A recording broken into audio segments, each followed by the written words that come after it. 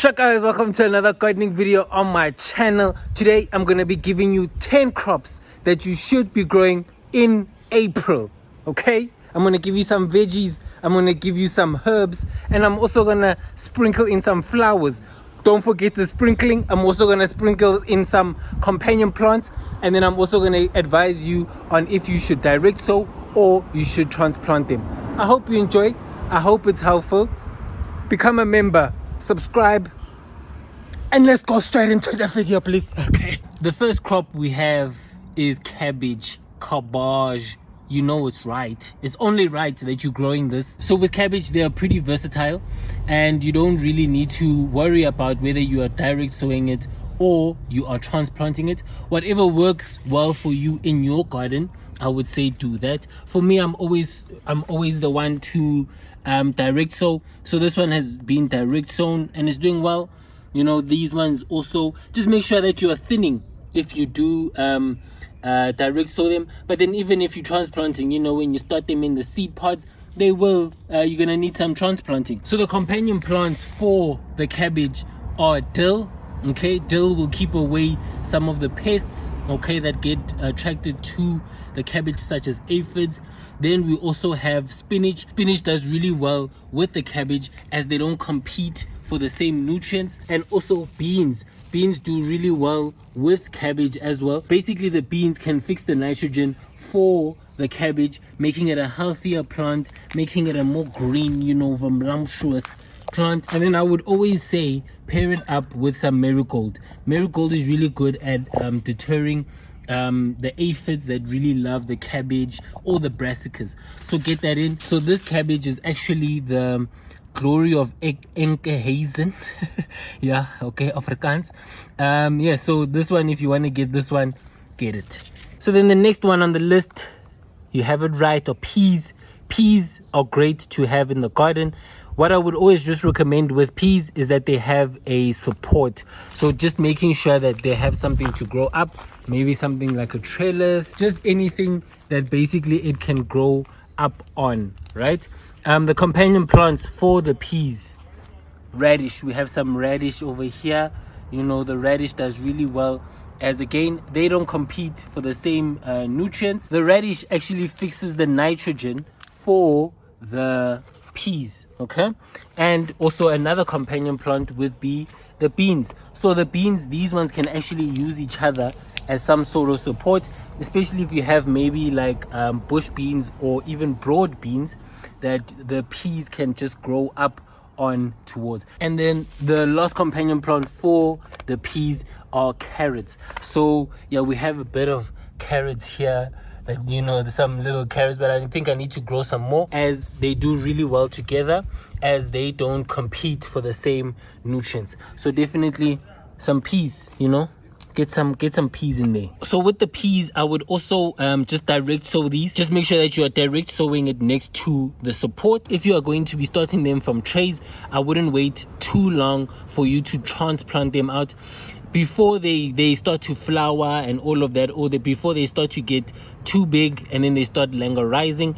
Just make sure that you have them early into the ground. As soon as you see them popping up, I would say transplant them into the garden. This is to avoid them growing their pods while they are still in the trays, and also just getting them acclimated towards the soil that they're going to be in before they actually start to flower. Okay, so then next we have carrots. Carrots are also a good one that loves this type of weather. This one I would always just recommend that you direct sow them. With any root crop, I would always recommend that you direct sow them. So with the carrots, direct sow. Make sure that also, I've been having a lot of recommendations on how to get better germination from the carrots. So yeah, people put, let's say they just sprinkle on the seeds and then they put some cardboard on that just to protect the actual seeds from getting eaten by birds and stuff. And that seems to have like a really good germination rate from the comments.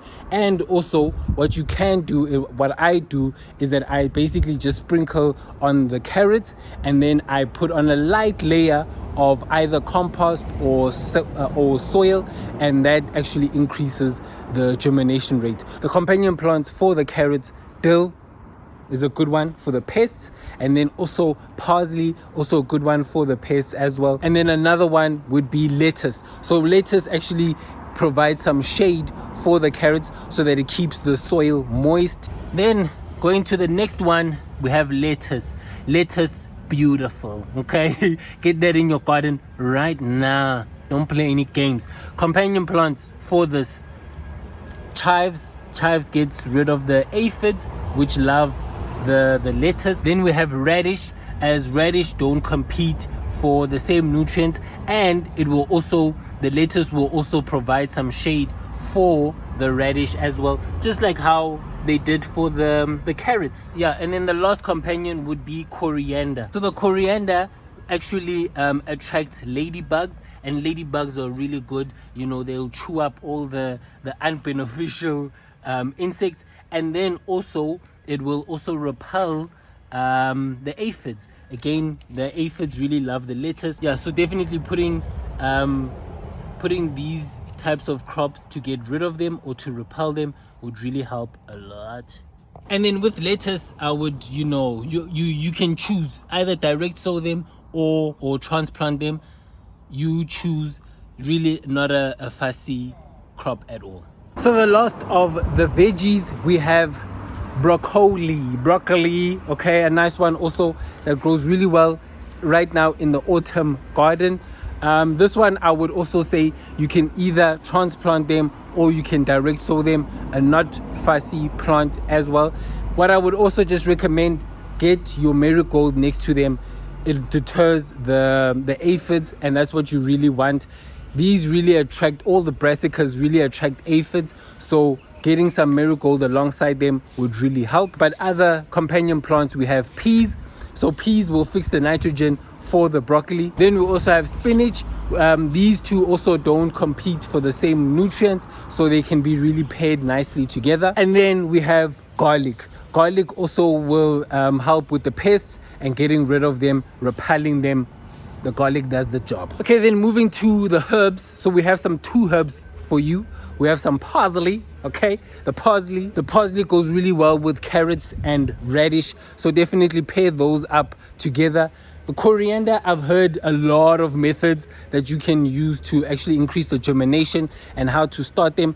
What I'm gonna actually do is ask the comments, because I love the comments. They have all the ideas in the world. Please tell me how to start coriander, because I've also tried coriander, growing it a numerous amount of times, but I haven't had any success. If you can let me know which method works for you, and we can get integrated.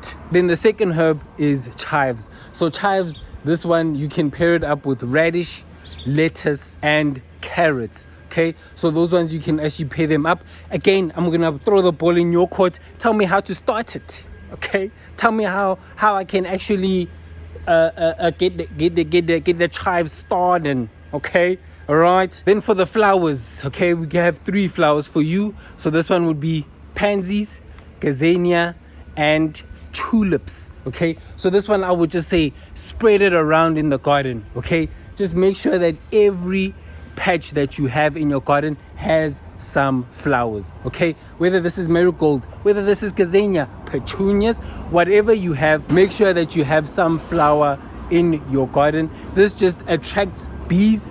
Bees are good at pollinating, and then also it repels some of the insects that you don't really want in your garden. And yeah guys, that will be the end of the video. I hope you enjoyed. I really enjoyed these types of things, and what I liked about this one, this month, or let me say this episode, was that I really tried to give you all of the crops that grow in April. So even the companion plants, they are the ones that you can also be growing in April, so that just everything that you are growing or everything that you can be growing is integrated in here. So definitely everything that I've said right now, okay, with disclaimers maybe, that these ones you can grow in April right now. Yeah, so definitely get the garden growing.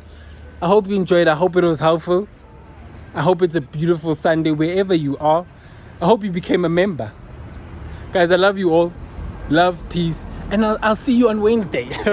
I'm gonna see you on Wednesday, but love, peace, grow every single